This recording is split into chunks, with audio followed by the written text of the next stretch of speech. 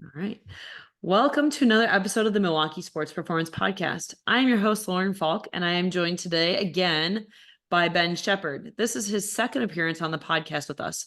For those of you who don't know Ben, he is the co-director of coaching at FC Wisconsin and also has a personal background as a college soccer player, as well as having coached on various division levels as well, outside of what he's currently doing on the club level. So for those of you who did not hear our first podcast, we were actually transcontinental. So this time we're not. The accent's still there, but we're not transcontinental this time. So last time we talked about it as football. This time we're going to force them to say soccer the whole time instead. Got to stay true to whatever continent your feet are currently residing on. But super excited to have Ben back on the podcast. This one actually was inspired from feedback and questions from our first podcast.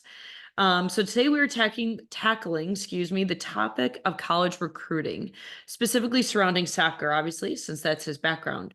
Things have changed a bit over the years, and I think it's really important to shed some light on what has changed, but also what does this process look like, especially if you're a parent who's going through this for the first time with a child, kind of wrapping your mind around the whole picture versus just this isolated thought process of getting your kid into college soccer, and just kind of help you better understand both player and parent, like what to expect, what are some good things to think through as you go through this, and so much more. So Ben, welcome back. Thanks for having me back, Lauren. Yeah, appreciate it. Last time we got a good education on English football tradition. So if you guys want to reference that, you can go back and check out our first podcast and learn all about Boxing Day and English soccer traditions, but we'll spare you guys that this time around. So to start off, we are just going to actually backtrack a bit because we actually touched on a few of these things in our last podcast, but I kind of wanted to put it all together in one so we can really have a full conversation about recruiting. So first of all, let's just start at the very beginning, Ben. When do you start talking about, the thought process of wanting to play in college with your kids, or when does that kind of roughly what age and what situation does that kind of come on the table? Yeah, I mean, I think in the college recruiting process, it probably starts once you get into high school, right? I Mhm. think as kind of a freshman or sophomore, you start to see players that maybe have the potential that could play in college, and that's probably when they start to think about it as well. What I would say, and I'll preface this whole conversation, is if your son or daughter gets to the stage where they are thinking of playing in college and there is college interest, that's a good thing. Mhm. And yes, it can be a daunting process, and it's kind of a minefield in terms of all the information. But the amount of parents we deal with where they're so stressed out by the whole process, and I'm like, listen, look at it in a different light, as in this whole process is a good thing. This means your son or daughter have got to a level where they might get to play in college at a sport they love playing. So let's try and actually enjoy the whole process. As Yeah. much as it can be difficult and frustrating and, like I said, stressful at times, we have to always keep that in mind that this is a positive thing, and let's make sure we try and keep it as a positive process as opposed to sometimes becoming negative and too stressful for everybody involved. Absolutely. And being excited that your kid is really motivated over something too, following those things and letting that be their own fuel and their own internal processes super important, because when it's driven by them, that's what usually makes it more fruitful too. Yeah, and I think it's also important for players and parents to realize for different players, it becomes more evident for them at different ages. So if we've had Yeah. kids that are 12 years of age that have you just known, and that kid has known, I want to be a soccer player that plays in college. There's other kids what we've had at 17 have decided at age 17, you know what, I think I want to play in college. So the timeline in terms of a player and a person realizing they might want to do it is very different. And Absolutely. you've got to allow that to happen organically. And again, we'll touch on this as we go through, but it's got to come from the player first. And most importantly, they've got to want to do it. And again, but they don't need to want to do it at 13, 14, 15. It could Yeah. be at the later stage as well. And just remembering that as well. Yeah. And that's good to know that should your child at the age of 17 all of a sudden get motivated over it, it doesn't mean they're out of the game. Obviously we'll talk about like the preparation and actions that occur that obviously timings, can play into that a little bit, but good to know that at any time they are feeling strong over this, there's still an opportunity. Yeah, it's never too late. I mean, I think people get so stressed out. Have I missed the boat? I always say this: if you're playing at a good club on a pretty decent team, there is a level for everybody to play at in college. Now, whether that's Division One, Division Two, Division Three, NAIA, or a junior college, there is a level for everybody to be able to play at. It's just whether that matches your academics, your social fit, and what you're looking to study. So it doesn't mean everybody's going to play, but there is a level for everybody to look at I and be agree. interested in. So kind of talking about that, as a player of yours comes up to you and says, "Hey, I think I really want to play in college." How does that conversation go? How do we talk about where they want to look at? What are some good options? There are a lot of options out there from D1 to D3 to NAIA and all the above. What does that conversation look like? And what do you advise them as they are starting to think through, where do I want to land? Yeah, so we, as a club, we do once a year we do a big club-wide presentation, and we make it kind of mandatory where freshmen and up have to watch our Zoom presentation that we do live, and we always encourage parents to be on that as well, because it's vitally important that they know the process as well and what they should be doing. So as a freshman, it's more about focusing on grades in high school, making sure you get a good freshman year. Yeah. Okay, making sure the amount of times we've dealt with players as juniors and seniors, and they're still paying for their freshman year in terms of their grades. So as a freshman, it's vitally important. Get a good start to high school, get good grades, make sure your grades don't stop you getting to where you want to go to. They actually help you get to the school you want to go to. Sophomore years that you can start to kind of say to them, start to think about the process, maybe look at, some schools you might be interested. But in reality, it's really at the end of your sophomore year is when it ramps up on the guy side. Now, on the girl side, it's a little bit different. They get recruited a bit younger. But on the boy side, which is where I'm more familiar, basically after the sophomore year is when you really start to focus. So we will say to players and parents, we'll have an individual sit down meeting with you, with the player and his parents, and we'll give them our feedback on what level we think they should be looking at. Um, and we always say, come to that meeting with at least 20 to 25 schools across Wow. across all divisions, 1, 2, 3, maybe even NAIA. So come with a big list of schools and say, these are schools we think we might have interest in. And then we look at that list and we give our honest feedback of, okay, we think these are realistic. These probably not so much. These would be kind of reach schools, but maybe if you develop at a certain rate, you might get there. And again, this is all just our opinion, and again, if we're meeting with a kid at the end of his sophomore year, a lot can happen in 2 years. So we always preface it with, this is where we just see you right now. That can change based on how you develop for the positive or for the negative, right? But this is where we see you right now. This is the level we think you could be successful at and where you need to look. And then we kind of go through that process, and we try and make it very individual, because every player and every parent's recruiting journey and recruiting process is different. For one kid, it might be all about, I just want to try and play at the highest level possible. That's it. For another player, it might be, listen, academics are far more important to me. So yes, I want to play in college, but the academics have to be right. And I have to make sure I'm getting the right education. For someone else, it might be the size, location. So it's very different for each individual and each family. So we have to find out, okay, what's important to you? What are the really, really important things that you're looking for? And then we try and marry up the schools to what they're looking to try and achieve as well, and what's important to them. Absolutely. When I like what you had really said in our last podcast too, of especially as we kind of get down to those final few, telling them to think about, heaven forbid, but if you were to get hurt and no longer be able to play soccer, would this be a school where you would be happy and fulfilled and still achieve your other goals? Yeah, that's the most important. As they then get into, late into your junior year, senior year, when it comes down to actually making the decision, we always say, listen, you've got to look at it this way. Like you said, heaven forbid you go to a school and you get injured the first day of preseason and you can never play soccer again.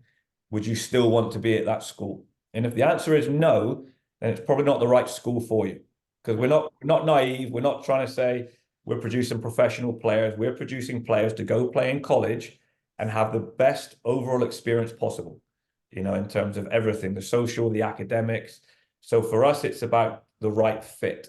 Mhm. And yes, soccer is a part of that, but it's only a part of that. And it's more about the school, the academics, and the overall experience that you're going to get. Absolutely. And I think too, I mean, I think that's, you're getting at the crux of it is it's, the sport is always a driving factor if that's something that's really motivating you to look at colleges and things like that. But you do have to take that moment to take it out of the equation to really make sure that the decision you're making for the next 4 to 5 years of your life potentially is going to be a good fit for you as a person. Because when you're fitting there correctly, both personally, academically, it makes all the other aspects of soccer easier for you too, to be present on your team, to be able to manage the stresses of being on a team, to do all those things. And so, again, not just kind of get the blinders of this is the best soccer program, I must be at X location.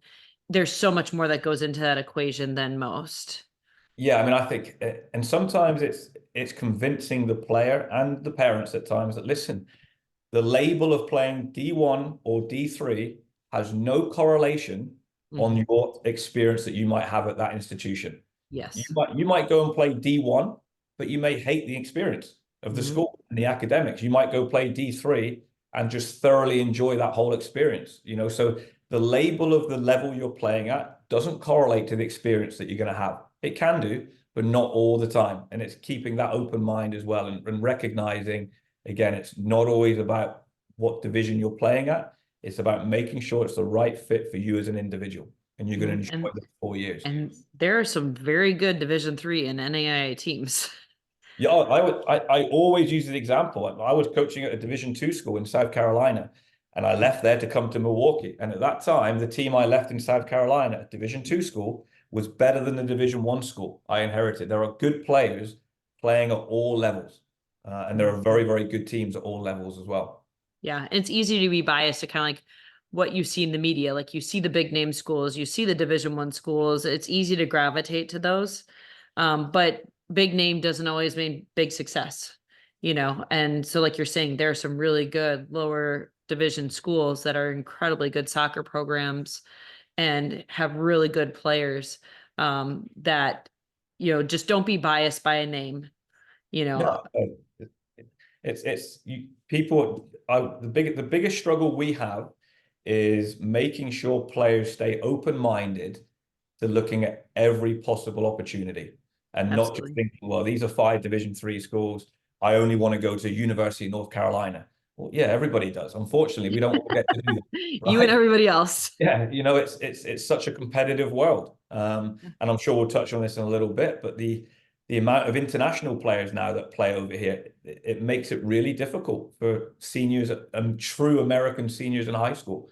So you're not always going to get everything that you want, Right. So it's being really open-minded to making sure, again, go back to it, that you're making the right fit for you as an individual. Totally. So once you've kind of started down this process with us with an athlete, and we're starting to kind of maybe get, into that sophomore, junior, like this process is starting to evolve, and they're starting to find some schools that are maybe within their interests and are starting to become that right fit or fitting for their level of play. What are those like initial steps looking like for that player? Yeah, so once they get a list kind of narrowed down, going into junior year of maybe the 15, 20 schools that they might have an interest in, we talk a lot about, we talk a lot as a club about owning your own development. And then we talk a lot about the recruiting process. You have to drive your own recruiting process. So the player has to drive and initiate the recruiting process. It is not like you see in the movies where a college coach just rocks up at your game, watches you play, and makes you a scholarship offer. It's naive, it's not realistic. Ultimately, They don't the roll out the red carpet and like no, bring the paperwork. doesn't happen, unfortunately, especially for Wisconsin players. Yeah. We'll touch on that later too. But it's very much the player has to initiate the recruiting process. So and players and parents sometimes get it backwards, that they think it's the college coaches coming to them. Yeah. It is the player that initiates the recruiting process by emailing schools about their interest in their program. So they've got to market themselves, show interest in their program, have a player profile, talk about their schedule, where they're playing, things like that. So it's them that initiates that contact. Then it comes down to a little bit, rightly or wrongly, this is just how the world works. It's about who your club coaches know. because we Yep. always say when, Connections. yeah, when you email a college coach, attach me to it, because then I will reply to that college coach and I'll take you off of it and I'll say, hey, listen, this kid's a good kid. You need to try and watch this kid play. And then hopefully those college coaches come and watch you play. So it's about using all the resources you have and the connections that your club coaches have as well. But Yep. again, it all starts from the player initiating the process. Absolutely. And so when a player is kind of emailing a coach, you kind of commented about like, here's some days that I'm playing, or what are some things that they might include in maybe not necessarily the total initial contact, but what are some things that are really good points to communicate as a player to a potential coach as you're writing and reaching out to them? Yeah, it's important. The first email is important, right? Because you're Sets the never, tone. yeah, you're never going to get to send that first email again. So Yeah. it's important, and we have like a template that we send our players to help them. But it's Yeah. first off, and as basic as this sounds, get the school right. The amount of times where kids will just send an email and get the school wrong and I straight, I had a I had a recruit at Marquette that spelled the head coach's name wrong when he sent out his email. yeah, Makes a straight away, difference. yeah, straight away just gets deleted. You And it know, makes for a long-term internal coaching joke as well, because yes, you will never forget the kid that called you the wrong name or the yeah, wrong school. yeah. Or you're emailing Marquette and you're saying, I really want to go to Milwaukee. You know, Yep. That it's so probably puts you at the bottom of the list, exactly. So it's especially in that situation. yeah. So it's so important that you in your opening paragraph, you say who you are, you say the club you play for, you say your year, even though you're probably sending a similar email to 15, 20 schools, in Mhm. that first paragraph, have at least one or two sentences that pertain to that particular school. Yeah. Why You you have like to, them, what drew yeah, you to them. yeah, just putting in there, I see last year you went 15, 5, and 6, and it was your third year being there, and you went to the NCAAs. Just that one sentence shows, okay, this kid's done a bit of research. Yeah. Uh, as opposed to just sending an email, the same email to 20 coaches saying, hey, I'm such and such, really interested in your program, would love to come on a visit. And you can Yeah. tell that's been sent to 20 other college coaches. Yeah. It So shows no initiative as well. yeah, it takes a lot more work, but that initial opening paragraph, make sure there's something in there that pertains to that particular school or that particular coach. Yeah. And then you have to put in, like I said, the club you play for, the team, have your schedule in there, and then attach kind of your player profile as well, which has your academics really important, your GPA, Yep. ACT or SAT if you've done it. Those are really key things that college coaches want to know. Yep. And then who your club contacts are. So the college coaches can see those as well. The other piece as well, which is important, is say you're going to a showcase in December. Okay. That first email shouldn't go to all these college coaches a week before you go to a showcase. Mhm. And so, because the amount of emails that college coaches get of kids wanting to watch them play, okay, you've got to establish that connection and that communication a couple months previously. So there needs to have been 3 or 4 emails back and forth with you and the coach before that showcase takes place. Yep. And they're more willing and more likely to come and watch you play, as opposed to, okay, random Ben has sent me an email to come and watch him play this weekend. I know nothing about the kid, never really spoken to him, as opposed to somebody that's been emailing over a 2-month period. I'm going to take the time to watch this kid play instead. So Mhm. it's about making sure you establish contact and communication, not the week before a showcase, but at least a month or so before that showcase to try and have some communication back and forth. Absolutely. No, I think that really, like you're saying, it really puts the onus on the player to drive the boat, to be thoughtful in your timing and not just do it haphazardly and last minute. And like you're saying, you're giving that coach that adequate time to get to know you, to be invested in wanting to come see you. Um, and again, not making it sound so cookie cutter, which is important because literally, like you're saying, you don't get to send that first email again. And that's, I think, a really poignant statement to make, is that like you have to make that impression immediately to show them that you're a person that you want on their team potentially. And like you said, you don't get to do that over again. The rest can all figure itself out, but step one is probably one of the most important steps of that whole thing. So during that process, so players are starting this process, they are, starting to reach out to schools that they're interested. What are you advising the parents on at this point? What is their role in this situation? as the ball starts to get rolling? The parents have a really important role. They have a really important role behind the scenes in terms of support and guidance, but it shouldn't be a really important role in terms of driving the process. Yes. And as a parent, if you find yourself writing these emails for your son or daughter, and you find yourself having to really push them and get on them all the time to send these emails and to follow up with college coaches, then I always ask, well, is it you that wants them to play in college, or is it Yeah. them that want to play in college? And it's Yeah. important. And there's a balance too, right? Because there are sometimes kids that are unsure whether they should play or not. And sometimes it's helped that the parents have maybe pushed them a little bit Yeah. because, Hold the kid accountable. yeah, because it was the right decision for that kid to go and play. So they need to be pushed a little bit, but they can't be totally pushed into doing it. They've got to want to do it as well and take initiative. So Yeah. by all means, the parent is there to help put together the email for the kid, right? To make sure it's done well, to read over it for them. Yeah. Edit Okay? it, work on it together. Sure. Exactly. That they're there to help in terms of looking at schools that they think might be of interest. You know, because obviously financially, most parents are probably going to have to help initially. So it's looking at that. Is it realistic for you as a family? So Correct. it should be between the parents and the players coming up with these schools that they think are realistic, helping with the process, having communication with your club coaches as well. That's all they're there to do, to support, guide, help with the process, but making sure it's the kid that is driving that process and that they really want to do it. And if there are red flags already that he's not really into it or she's not really into it, then it's a problem. And you might need to sit down and really have that conversation. Is this something you want to do? Yeah. Because we always talk about it. Playing in college is not always fun. It's hard. It's Yeah. tough. It's a lot of work. You're expected to be a full-time student and a full-time athlete. Yep. And I always use the phrase, I started using the phrase at least about there's a big difference between a good sportsman or good sportswoman and an athlete. There Mhm. are lots of people that are just good at sports, right? And they Yeah. enjoy playing They can play sport. the game. Yep.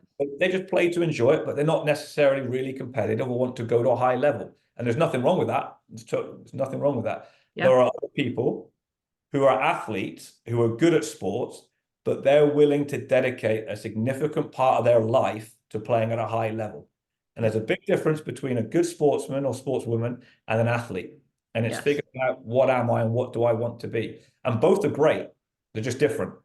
There are a lot, like I said, there are lots of people who really good at sports, but just don't choose to go and play at college or at a high level because it Absolutely. takes a lot of sacrifice and a lot of discipline and a lot of resilience, and you've got to give up a lot of things to do it. And that's the Yeah. difference, you know, and people need to recognize that if they want to play at a high level. And I will say, just from having treated kids on the higher level, if you struggle to initiate something simple as the effort to put forth to put on an email down and just get those done, a lot of the other tasks, once you get to the other side, are going to feel very hard if you are struggling to put forth that effort on something as simple as that. So it's kind of a good pressure test too for parents to kind of see what's your kid capable of and what are they willing to do, because you have to be willing to do those things on the other side, because once they're there, unless they're living with you, you're not there to kind of hold their hand and be there through it. So these are good initial steps for them to get that practice of being a more independent person and having to initiate those adult like things, and that's part of, I think, being an athlete in a college setting at any level kind of accelerates you into adulthood a little bit more, because you have to be the master of your schedule. You have to put in effort when it's uncomfortable more because your timetables are tighter. Like, there's just a lot more that comes to it. And so if these initial steps are hard, or you're not seeing the interest or initiative, I think it's a great question to say, do you still really want this? But Yeah. then B, if you're showing me, if you're unable to really do this, how are we going to do this when this is like on steroids at the next level? I mean, I always say if a player isn't self-motivated, it's a big problem because Mhm. when you get to college, that there will be times when you just don't want to go to training, and Yeah. you'd rather you weren't training. Or you don't want to study for a test. Exactly. So if you're not self-motivated and you're not disciplined, it's a problem, and it's going to be tough at the next level. Mhm. Um, you know, and I think we've had players who were good sportsmen that went to college but didn't last 4 years. They need to be good athletes, and when I say good athletes, I mean are they sacrificing parts of their lives to be able to play at an elite level, which playing in college is. Absolutely. So during this process, you're kind of talking about the parent like playing the supportive role. Maybe having the conversations about like, have you done your emails? Do you want me to proofread them with you? Kind of playing that supportive role and understanding that this process is underway. You know, and there's a variety of parents that are involved in this process. As I've, again, being on the other side, I've seen what it looks like after the kid has signed and is playing. You know, sometimes it's a little bit of a hard conversation with parents too, to say, here's what you can do. Here's probably what you also shouldn't do. Right. What's kind of some of your advice to parents of what that role looks like, and maybe some places to just be cognizant of as you go through this, of maybe some things you could maybe steer away from or navigate differently as they go through this process, like kind of looking back on your experiences with parents, both on the college level and club level? What's some advice of like what to do, what not to do, that you would usually say that kind of highlights at the top of your mind? Yeah, I mean, the parent's role is really important. Like, and college coaches will always ask us, okay, what's the kid like? What's the player like? What's his parents like? It's always a big question. Which is really important for them to know that that question comes on the table.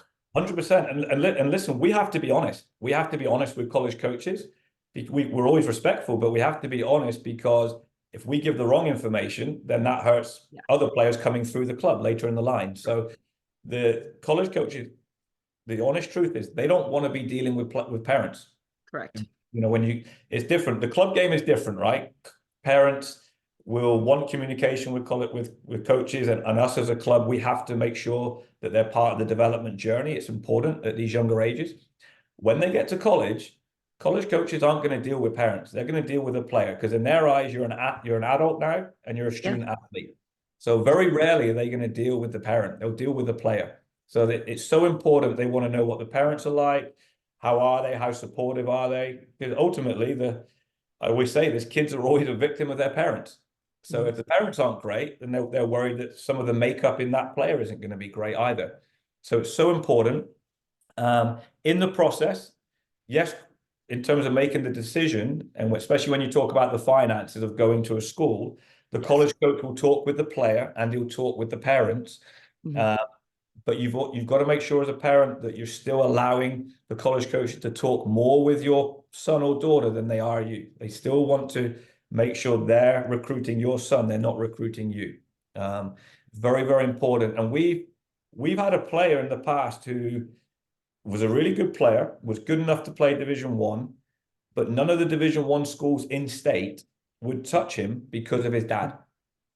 Now he still went off and played Division One elsewhere at a lower end mid-major school, but he could have played at a really good Division One school in state. But none of the college coaches would touch him because they knew his dad and they knew what he was like. And it was such a shame for the player, because I think he wanted to stay in state, but he Yep. couldn't, because everyone knew what his dad was like behind the scenes. So he had to go out of state to play. Yeah. So it's so important. Again, the parents are there to help, support, to guide, okay, and make sure they're deemed as a positive in the college coach's eyes, not a negative. And realize that like your job is to help support your child's path to get there. But once they are there, that's their deal. Yeah. Like I was working at a Division 1 soccer program, and we had a parent whose son was a junior who, just by recruiting and new players, started playing less, for a multitude of reasons, was playing less. Mhm. And his mom called the head coach and said, well, we'll call him Billy, why isn't Billy playing so much anymore? And the coach was obviously had enough tact to say, thank you for calling. I appreciate your phone call. But then had a conversation with the kid in the office saying, why is your mother calling me? You are a 21-year-old adult. You are the master of your journey of being able to play or not. That is, the compilation of your work on and off the field, your efforts, things like that. A phone call from your mother is not going to positively affect your playing time. I mean, what I would say about that is the honest truth. That is the worst thing you can ever do as a parent. Yeah. rightly or wrongly as a coach. As much as you want the world for your child. Yeah, and I get it. Listen, I have two Yeah. young children now, so I get it. Yeah. And it it is so hard for a coach to be able to separate and say, listen, I get where it's coming from. They just love their son or daughter. Whereas too often, and I've seen it, some coaches will then go the other way and say, right, I'm just not playing him now. He's not playing. After that, he's not playing. Or subconsciously, you'll find reasons not to play that kid now. Like in training, he'll make one mistake and you're like, see, that's why he's not playing, because of that phone call from a parent. Whether rightly or wrongly, that's what happens. And it is so hard to distinguish when a parent calls and causes problems to then not take it out on their son or daughter. It's hard. Mhm. Now, don't get me wrong. If there is something going on in a child's personal life, Yeah. Like whether mental health and yeah, safety, whether it's in club or in college, and hands it's down. something you think the college coach should know for their mental health and their well-being, by all means, that's different. Yes. But if it's to contact a coach about playing time at the college level, that's the worst thing you can ever do as a parent. It's the dreaded phone call. Yes, yeah, Well, again, it's like your child is becoming an adult. This is their world. This is their journey. You can have whatever conversations you want with your child to guide them or whatever the case may be, but it's ultimately on them, especially at that point. And you have to recognize that that's all part of this process, is like you help support them to get there, but now it's their job to execute and follow through and finish that out. And so that's a really important thing. But yeah, I agree. I think parents play a big role, especially when it comes to the financial conversations, because very rarely are full scholarships involved. So you're right. You do have to make sure that this works as a family. A kid could want to play at UNC, but if UNC offers $0 and the family says, we can't do it, that is a conversation point and a role in which the family is definitely very important. But a lot of this does come down to them, you know, driving a process, being supported by you. And then once they are there, they are the owners of their process. 100%. Well, and we hear a lot from our parents when their son is in his freshman year in college, right, and he's probably not playing, right, and it's like, oh, did we make the right decision? He's not playing, and we always tell them this before when we go through the process. We always tell players, listen, don't go into your freshman year expecting to play. By all means, go in there with a desire to play, but do not go in there with an expectation to play. Actually go in there and expect not to play a minute freshman year, because then hopefully you'll be surprised. Because, we always use the example, on your high school team, how many freshmen were playing? And they all look at me and go, well, none, coach. Freshmen don't play on my high school team. And then I'm like, okay, times that by 10, and that's Yeah. the Add college better level. players to the Yeah, equation. that's the college level. So why are you expecting to play as a freshman in college? Very rarely does it happen. There are exceptions to the rule, but don't go in there expecting to play as a freshman. And that's hard. So we do talk to some players about, listen, if you're going to go to this level, you may not play for 2 years. Can you handle that? Are you going to be okay with that? Are you willing to really work hard for 2 years without getting immediate reward? And that's difficult for players now, especially in society. For us, it's always, when you go in as a freshman, your number one aim is just try and be the best freshman. Can you be the fittest freshman in the fitness test? Can you do all the right things as the best freshman? Are you the most organized freshman? Just try and be the best freshman and then build from there and see what happens. Mhm. The amount of times we hear from our own parents and their kid is now playing, is in college, but maybe not playing initially. And we're like, listen, this is the process now. He's at a higher level. It takes time.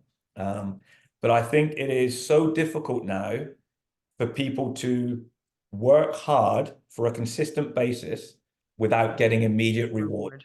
Yeah. And that's where, as coaches, we have to drive that. As parents, we have to drive that. But it's not the society we live in now. People expect to do things and get immediate reward all the time, and it's not the real world, unfortunately. Well, and I think this is probably a decent place to put this, even though we're going to discuss more about recruiting, but I think something that's really important for players and parents to recognize, it's a very different process being recruited and then now being at a program. A coach is spending his time telling you what he likes about you.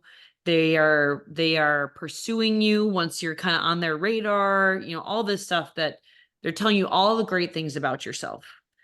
And then you get into a program in which now it's you and, like you said, all these other great players. So times 100. So now you're in a pool of even better players. And you might be starting to be told things that you're not doing well. Or you might have, and now this coach who was telling you you're the most amazing player on the face of the earth, now he's telling you, hey, you're falling short. You got to keep up or whatever. There's a big kind of pendulum that can swing going from recruiting process to being someone's player. And Yes, that is a big mental and emotional adjustment as you're sitting here grinding out two-a-days. And the guy that traveled to come see you playing in said tournament and told you how great you played, and now he's sitting here telling you how you are not hacking it. That's a lot to process. And knowing that that's sometimes what happens when you get on the other side of the coin is that he's not going to spend the next 4 to 5 years of your life telling you how amazing you are every day of your practice and playing life too. And so going in eyes wide open, knowing that that's what that sometimes looks like is important to know.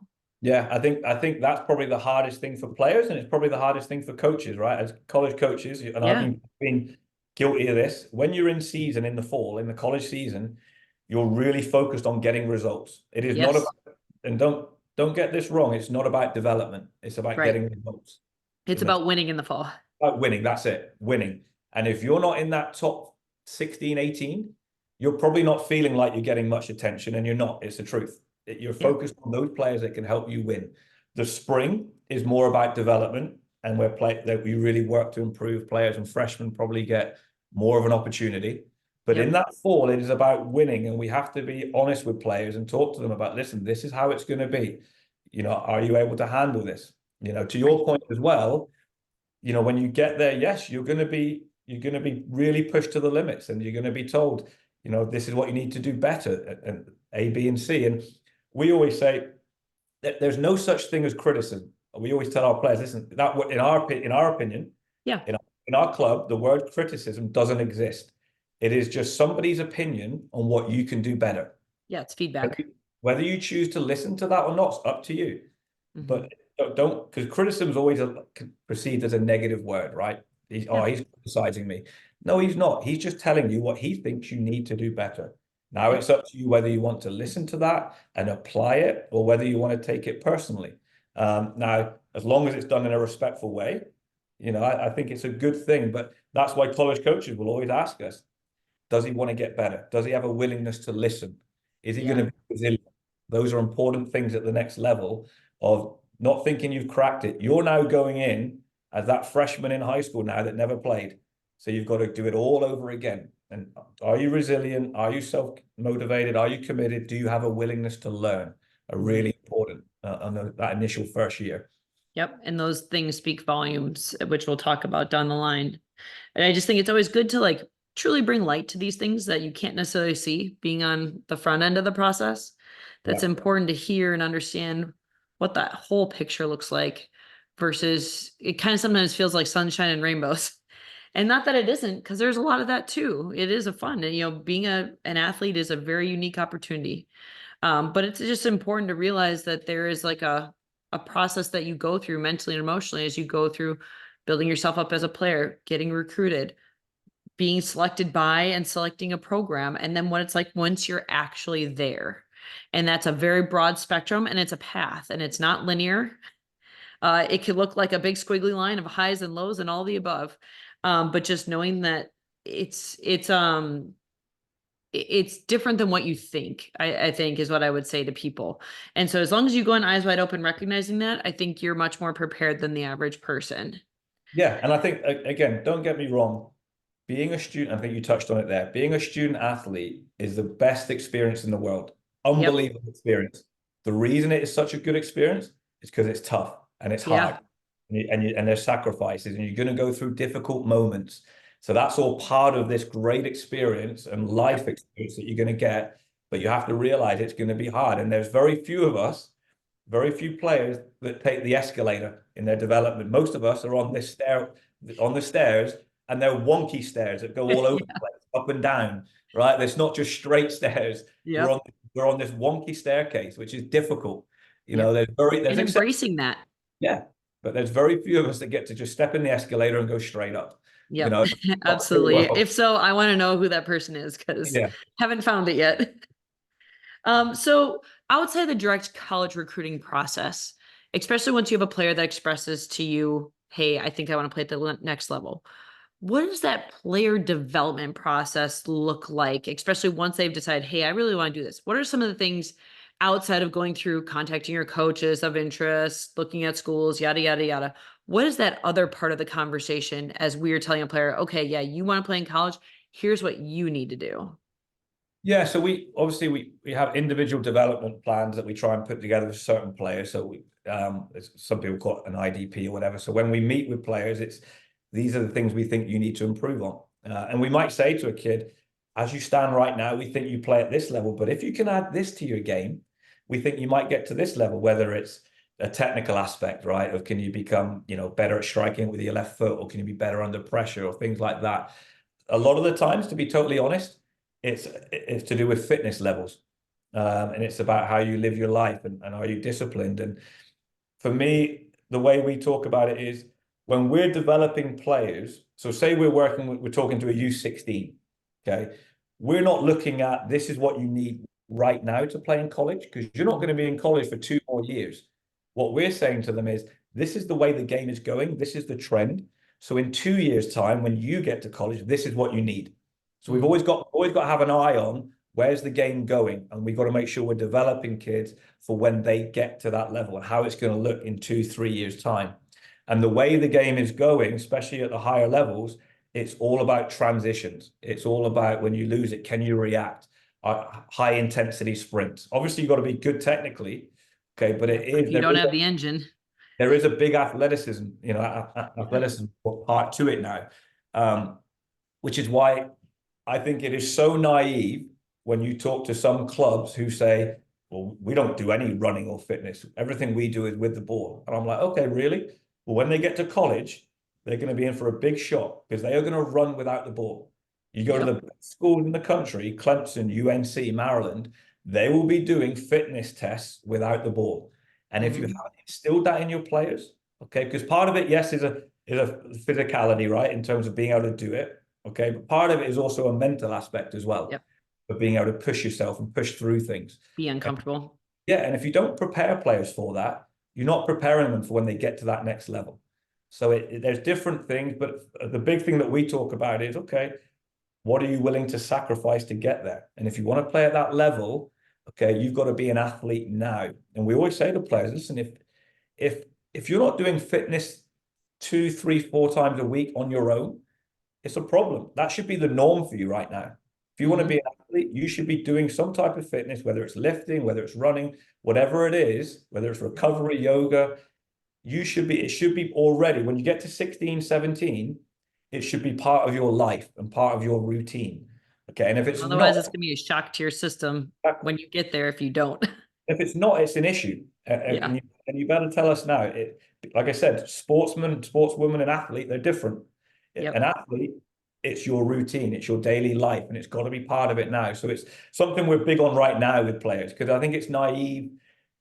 Kids don't go out and just want to go and run on their own and do fitness on their own. It doesn't happen anymore. Yeah. So you've got to try and instill that in them, and you've got to push them to do it and try and make it habits and a routine and discipline. And like I said, part of their daily lives. It has to become that if they're going to go and play at the next level.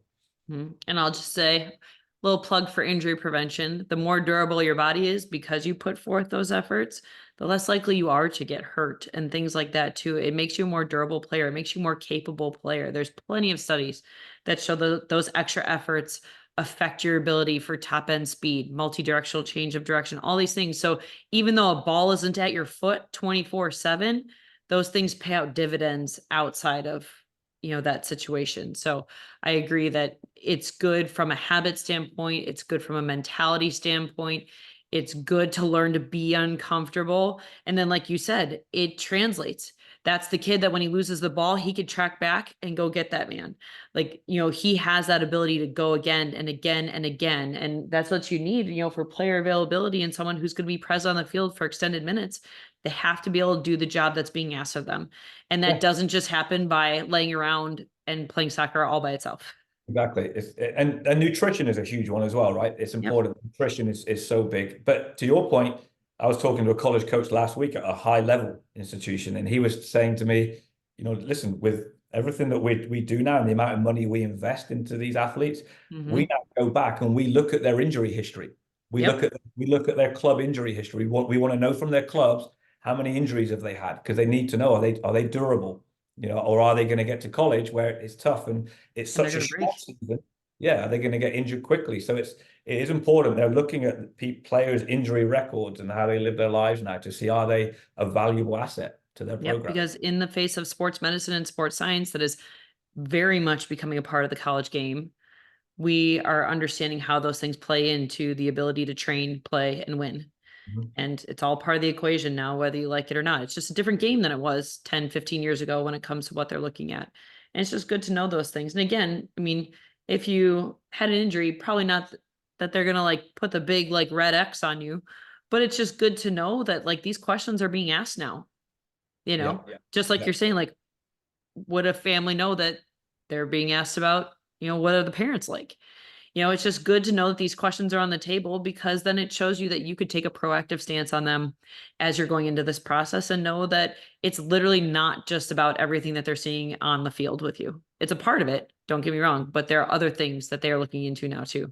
It's everything, right? Because ultimately, you're bringing, as a college coach, you've worked really hard to develop your program and almost create a family, right? It's so important. You're trying to, in a college program, you're trying to create and develop a family and a culture and a great environment. So whoever you bring into that, you need to make sure they can fit into that and they're going to be a positive influence within your family. So you want to know everything. And the Yep. best college coaches are asking questions you probably haven't even thought of as parents, right? They want to, like we touched on, how are the parents? How is their injury history? What do they watch the game outside of playing for you? Those things, they're looking at everything to see, is this player a good fit for our environment? There's so Totally. much that goes into it. Super. Yep. And it makes such a difference. So with all this, I mean, there's so many things out there to get a player recruited and get them seen. And there's a lot of like recruiting services and all these variety of things that are, thanks to the world of social media and the internet, that are out there. Do you, to your players, recommend that anyone consider services like this? Or do you think that the more organic process that you guys facilitate is the more desired manner? But for us, and I would, not just for us, I would say, if you're at a good club in a good location and you play at a good level, you shouldn't need a recruiting service, is my honest opinion on that. I don't think you need to be spending the extra money to do it.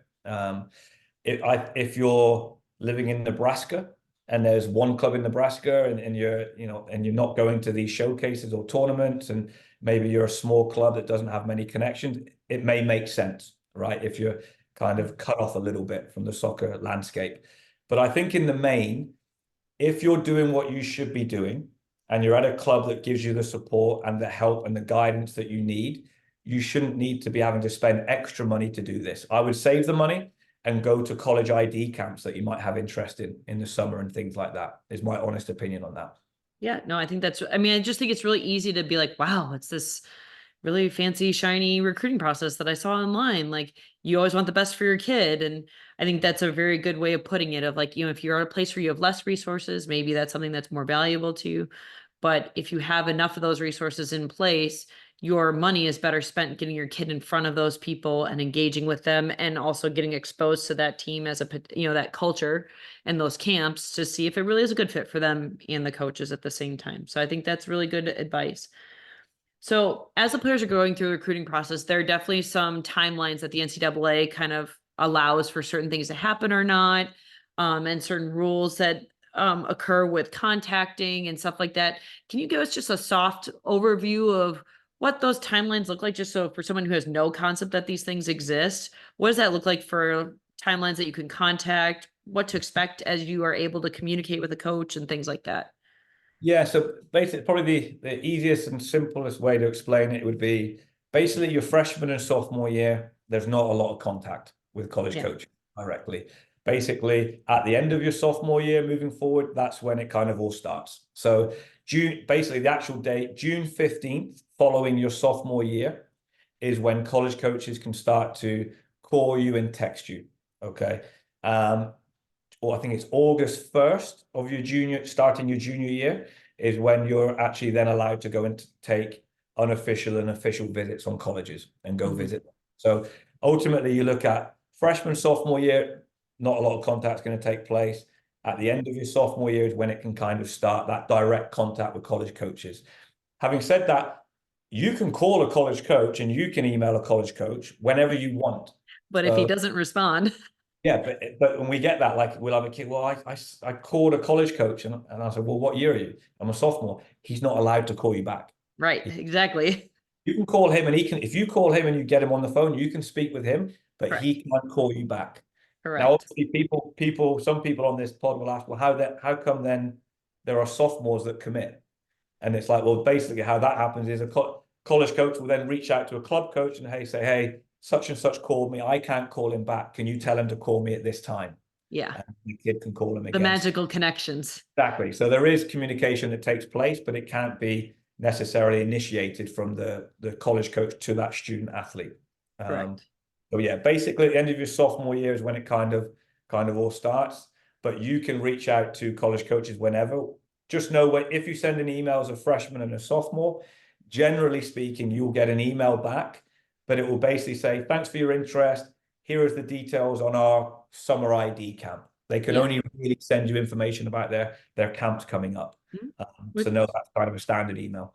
yeah, which is really good for them to know and expect going into that, as you're going through that process, because those rules exist and you just may not be aware of them, or it's just good to understand like what is the most productive way to navigate those. Like, if you are a really good player and you're really interested and you would really like them to start to get to know about you, know that you're tossing that information out there to them. You may not hear back, but you never know what putting your name in the queue does. But just know that to expect that there may be no response on the other side. And that doesn't necessarily mean they're not interested. It just means they can't. Exactly. And the other piece is, even as a junior and a senior, when you're emailing college coaches during the fall, don't be surprised if you don't get a response for a while because they're so focused on the Yep. season in terms of winning games. So it's a matter of keep at it, keep contacting coaches when it makes sense without being too pushy. And obviously speak to your club coaches about that, when you should be emailing. And, when you send your initial email, if you haven't heard for a few weeks, when should you then send a follow-up, things like that. Totally. But yeah, college coaches are busy and they get hundreds and hundreds of emails. So sometimes it can take a while for them to get back to you. Took my coach a while just to respond to my emails, and I was a fairly important person. So I can't even imagine what it would take to sift through hundreds of emails. So it does take time. And that's a good thing just to remember as you're going through that process. So you and I were talking about this. So soccer is becoming a harder sport to get recruited into for a multitude of reasons that kids, especially in the States, may be unaware of, just because these things are kind of unseen things. Talk with us about a couple of the barriers that are now kind of coming up in this new age of college recruiting. Yeah, I would go as far as to say I think on the men's side, I think men's soccer is becoming the hardest sport to get recruited to. If you are a true American senior in high school, I think it's becoming harder and harder.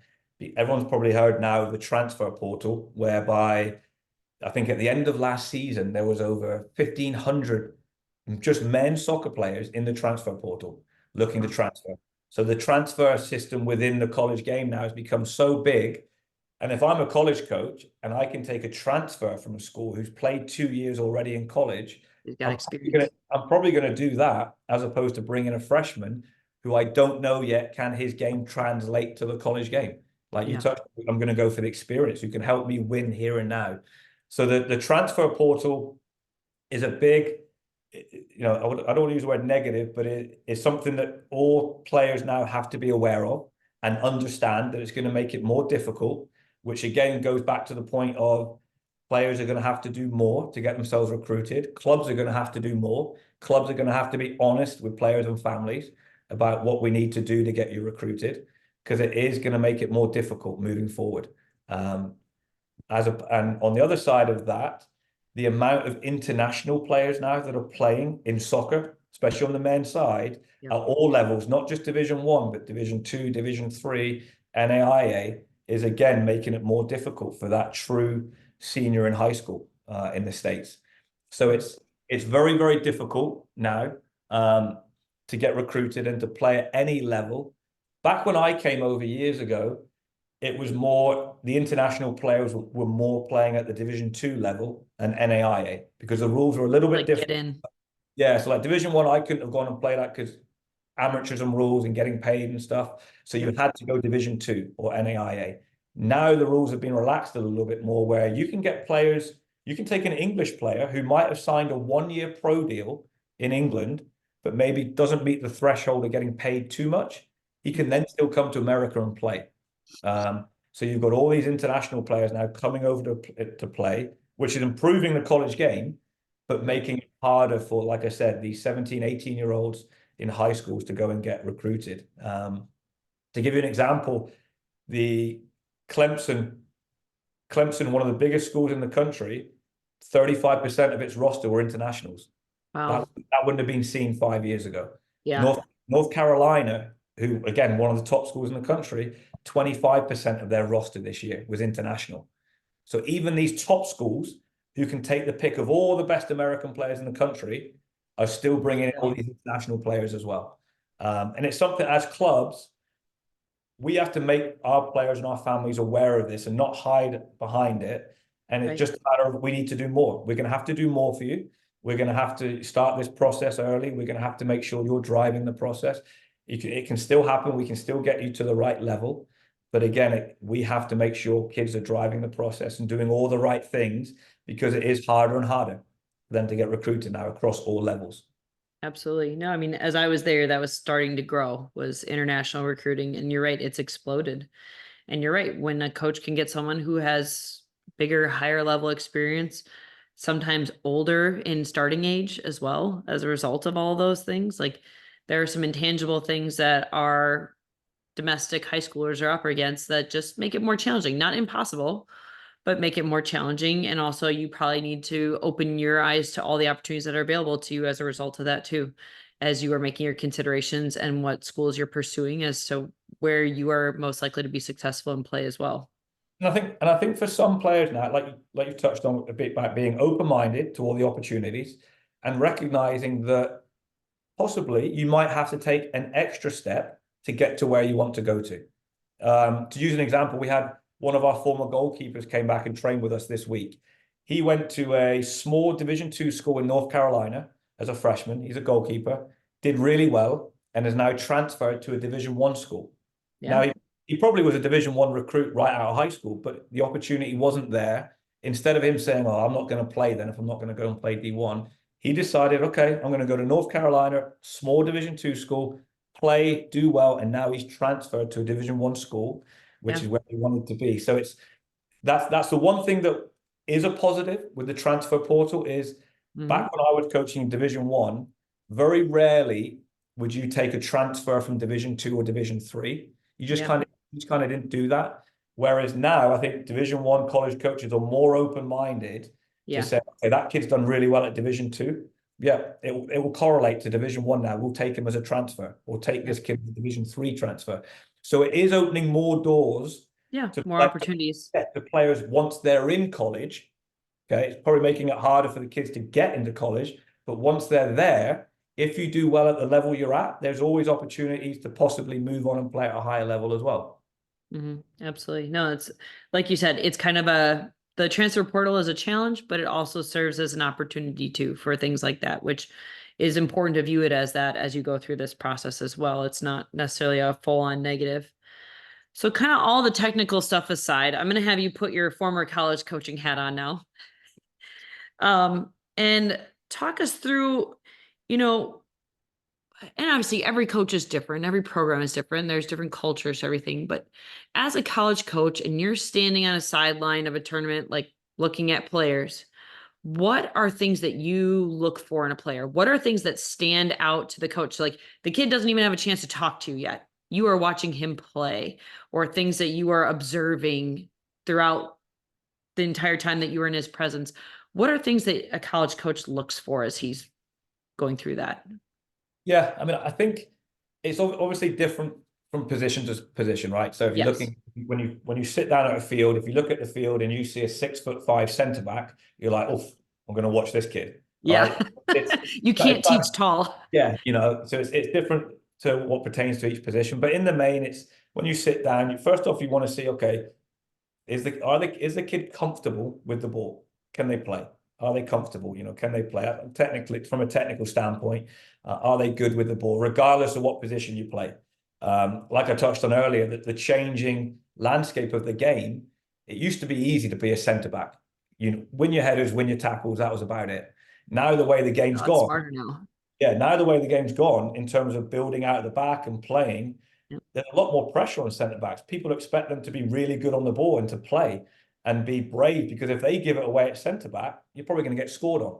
So again, looking at how the game's going to go the next few years, everybody needs to be good on the ball now, regardless of what position you play. So that's kind of the first thing.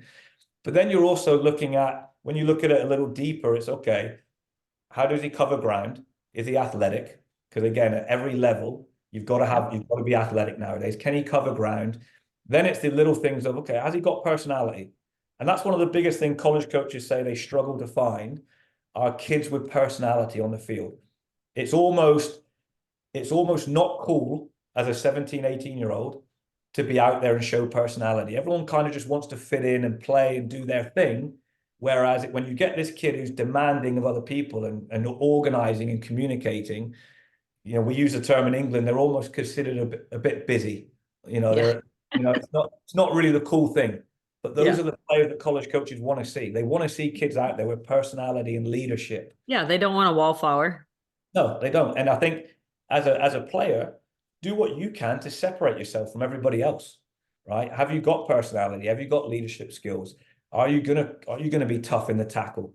Are you gonna be demanding of your teammates? Those are the little things that really stand out. You might sit down at a field and you may not have even paid any attention yet to the players.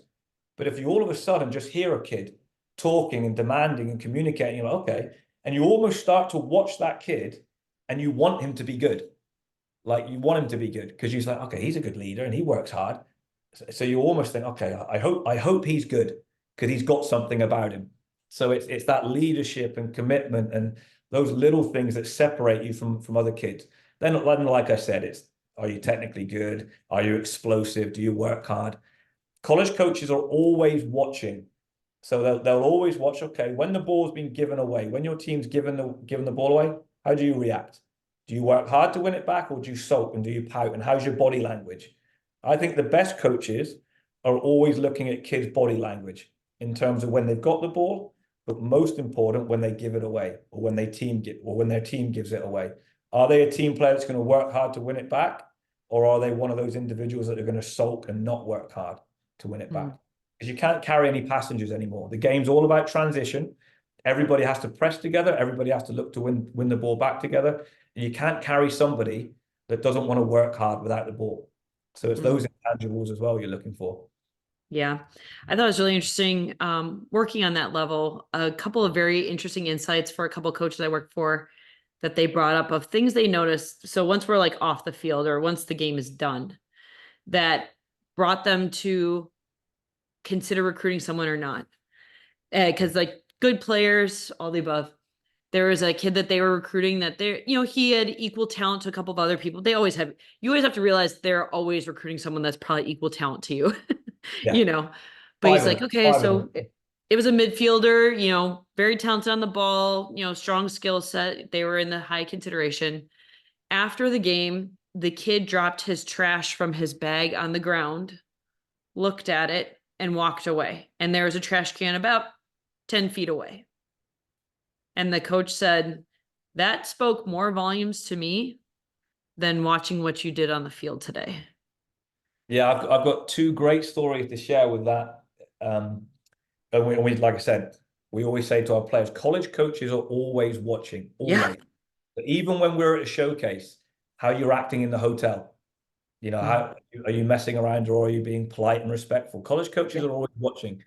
I was watching a game years ago with John Trask, the former Wisconsin coach, and they were recruiting a kid, and he's a good player. He actually went on to still play Division One in a different state, but a good player. They were recruiting, and I sat watching the game with him. And at the end of the game, I think the team had just lost, and the club coach brought his team in, and the club coach was talking to them. And this one player that they were recruiting just wasn't paying attention to anything the club coach was saying. Everyone was sat down, apart from this kid who was stood up, just had a terrible body language, wasn't paying attention. And right there and then, the Wisconsin coach at the time crossed him off the list. And was like, no, we're not recruiting him. And then I've had another game I was at watching. And then this goes along to not just college coaches watching players, but also watching parents. And a college coach was sat watching a game, and the kid actually played well. And he's like, yeah, I like him. He's doing this. But then at the end of the game, that parent went and had a go at the club coach for some unknown reason. And he's been yelling through the game anyway. And the college coach was like, I like him, but his dad seems a bit of an issue. But he was still willing to kind of compromise on it. But then at the end of the game, the parent went and had a go at the club coach. And the college coach went, yeah, that did it for me. Done. Not recruiting him. So college coaches are always watching how players act, and they're always watching how parents act as well. And your actions speak louder than words. And so whether it's on-field actions, off-field actions, and again, like you said, they ask questions you never would have even thought of that help them understand what type of a person they're signing on with. And it's just good to know that, everything that you do matters when you are in that situation. And being a good person and a good steward and a good teammate and a person that works hard and is purposeful in your actions are the things that make you stand out. Yeah, I think as a coach, again, it's one of the hardest things. It's hard to coach. Well, I should say, you want to coach good people, and it's hard to coach people that aren't the best. It's hard. And I've been there where you're never going to have 25 kids on your roster that are all great. There's always going to be one or two that may have some issues with. It's hard to not coach people that are difficult and aren't necessarily good people. It's difficult. You want to coach good people, and to your point about the questions college coaches are asking, with the whole transfer portal now, college coaches will always ask you now, how many clubs has this kid been at? Oh.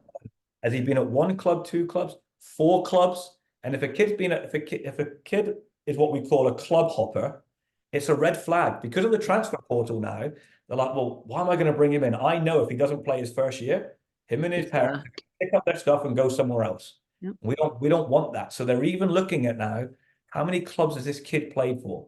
And if he's played for multiple clubs, it's a red flag most of the time. Yeah. Another thing they're kind of looking into. Huh. That's very interesting. So kind of along those lines, we've talked about a lot of things that players can do to, maintain good contact, what they need to do to initiate a process, what they need to do to develop themselves as a player and be aware of who they are as a player. Are there things that players or parents should be aware of that they shouldn't do? Like we had kind of talked about before, are there just some things as we kind of close up? We've talked about a lot of the to-dos, but sometimes it's good to learn not as much what you need to do, but also what not to do. So that way you can make your process more effective. Yeah, I mean, I think we've probably touched on a few there too, but for me, it's more about always being conscious that you're being watched. Whatever club you play for, always be conscious that you're representing that club and you're representing yourself. And always try and represent yourself in the best light, both on the field and off the field, because you never know who's watching. It might be where maybe you're being recruited by a Division 1 school, but he can't get to the game, but he's asked a friend of his who's a Division 3 coach to take a look. Now, you might be thinking that Division 1 coach isn't watching, but he's going to get a report from his friend. So again, you're always being watched. And it's about, we want to work with good people. Ultimately, you want to work with good people and you want everybody in the boat rowing the same way. And it's a matter of showing that. So in terms of on the field, okay, you have personality, be competitive, have that will to win, but also do it in the right way. Be respectful of your teammates, be respectful of the referees. Don't be yelling at referees. And as blunt as it sounds, I always say, listen, just don't act a punk. Don't do things that you don't think your grandparents would want to see. Yeah. If you do something that you think your grandparents would hate you see doing, don't do it. And that goes for parents as well, right? It's just there's nothing worse than on a sideline when you see parents yelling and screaming at kids. Mm-hmm. Let them play. Okay, don't do that on the sideline because that's going to negatively impact your child as well, both in terms of their development and their love of the sport, and probably for them to get to a higher level as well.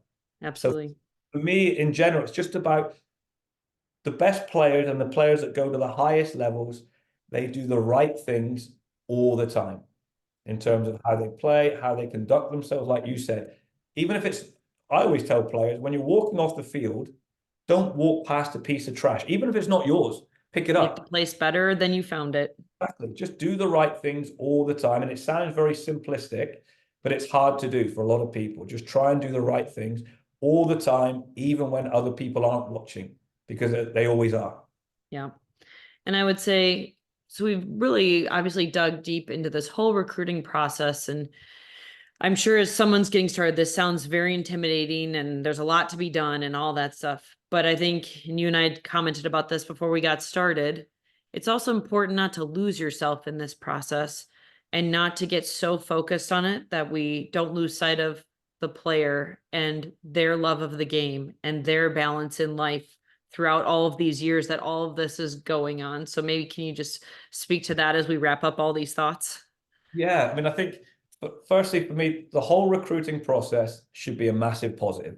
It should be something that should be embraced and enjoyed by the player, by the parents, because if they get to that stage where they're getting recruited to play in college, you should be proud of that as a player, and as a parent, you should be proud of your son or daughter that they've committed themselves to this level to develop, to become a good player, that they're going to play in college, right? I mean, ultimately, it's just over 5% of high school male players get to play in college. That's it, 5%. The So, tight numbers. so if you get to play at any level in college, any level, okay, that should be celebrated because you're one of 5% that are playing at that level. So look at it as a real positive. Okay, don't allow it to become so stressful that you then stop enjoying, or your son or daughter stop enjoying playing. Okay, and as parents, you then stop enjoying watching your son or daughter play because you get so focused on, oh, that was a really bad game and the college coach was there watching. You just ruined your whole recruiting process. You got to stay calm and allow it to develop and allow it to happen. The amount of times where we've had a parent come up to me and say, oh, yeah, my kid really wants to play in college and what do we need to do? And, he's got to do this, this, this. And I'm like, whoa, whoa, whoa, whoa. He's 14. Calm down. Take a breath. Let him play. Let him enjoy it. Ultimately, why have you got your son playing the games? Because you want him to enjoy a sport. You want him to love it. You want him to develop. The college thing, that's the byproduct of that. That's the end game, okay? That's got to be part of the process. And by the way, he might be a really good player and get to a point where he's like, you know what, I've loved playing, but I don't want to play anymore. And that's fine too. Yep. He still learned a lot from it. So let's just make sure throughout the process that the enjoyment of the sport is always the primary focus. And everything else that comes with it needs to be enjoyed and embraced. And yes, there's certain things you need to do and there's certain things you need to focus on, but don't let it detract from ultimately why you have your son or daughter doing this. And they've got to always enjoy what they're doing, okay, and want to do it. That's the most important thing. Because like we touched on, being a student athlete is the best experience you can have. Mm-hmm. And it does help you in college because you get more support, you get more tutors, you get more help with your academics where you can be a more successful student as well. Mm-hmm. Absolutely. No, I couldn't agree more. So I think we're going to leave it on that. Probably more podcasts to come as a result of this one, I'm sure. But thank you so much, Ben, for joining us today. I hope this has been helpful to our listeners to just help you get some expectations and understanding of what the college soccer recruiting experience is like. And honestly, any sporting recruiting process could benefit from listening to this because these are bigger picture things outside of just the game of soccer. But I hope that you enjoyed the opportunity to kind of get to understand Ben and how the FC coaches handle this process and guide their players through it and look at the player development process as a whole throughout this. And I hope that you find a way to continue to apply this to your player as you are listening to this.